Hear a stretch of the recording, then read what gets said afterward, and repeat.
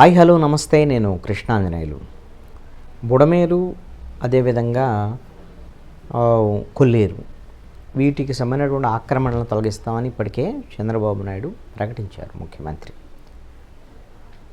పురపాలక శాఖ మంత్రి నారాయణ దీనికి సంబంధించినటువంటి విషయంలో ఒక స్పష్టత ఇచ్చేటువంటి ప్రయత్నం చేశారు.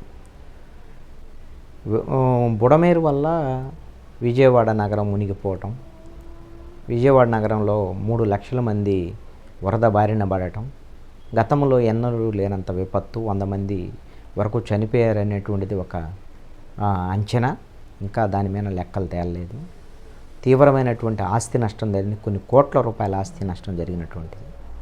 ఈ నేపథ్యంలో బుడమేరు ఆక్రమణల తొలగింపు విషయంలో, కొల్లేరు ఆక్రమణలకు సంబంధించినటువంటి విషయంలో, వాగులు, చెరువులు, నదులకు సంబంధించినటువంటి ఆక్రమణల విషయంలో ప్రత్యేకంగా ఒక సర్వే జరుపుతాం.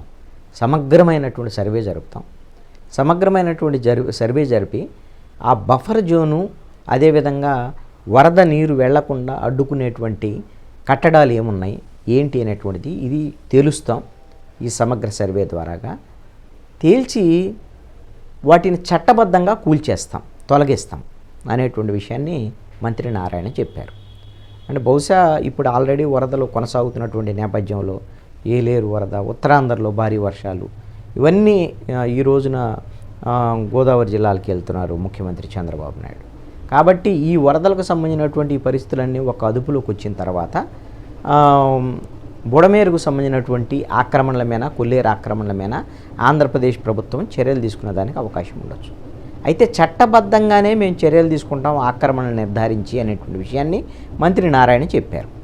అయితే ఈ ఒకవేళ అవసరం అనుకుంటే ఈ చట్టాలు పనిచేయటం లేదు, మనకు ఉన్నటువంటి చట్టాల కన్నా కూడా కొత్త చట్టం తీసుకురావాలి, దాని ద్వారాగా మాత్రమే ఈ ఆక్రమణలను మొత్తాన్ని తొలగించగలము, ఎవరైనా ఒత్తిళ్లకు కూడా తలగొకుండా అధికారులు పనిచేయగలరు అని అంటే కొత్త చట్టం కూడా తీసుకొస్తామనేటువంటి విషయాన్ని కూడా నారాయణ చెప్పారు.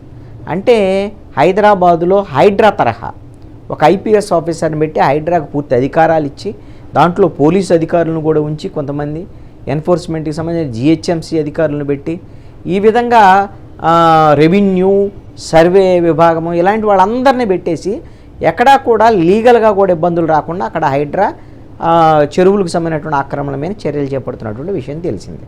బహుశా మరి ఆంధ్రప్రదేశ్లో కూడా అదే తరహా హైడ్రా తరహాలో ఏమైనా కొత్త చట్టం తీసుకొస్తారా? అదేవిధంగా పార్కులు, ప్రభుత్వ స్థలాలు, ఇవన్నీ ఆక్రమణల విషయంలో కూడా ప్రభుత్వం చాలా సీరియస్గా ఉన్నటువంటి పరిస్థితి ఉంది. బహుశా ఆంధ్రప్రదేశ్లో కూడా హైడ్రా తరహా కొత్త చట్టం తీసుకొచ్చి ఆక్రమణల మీద ముందుకెళ్ళేటువంటి అవకాశాలు ఉన్నట్టుగా మంత్రి నారాయణ చెప్తున్నటువంటి మాటలను బట్టి అర్థమవుతుంది.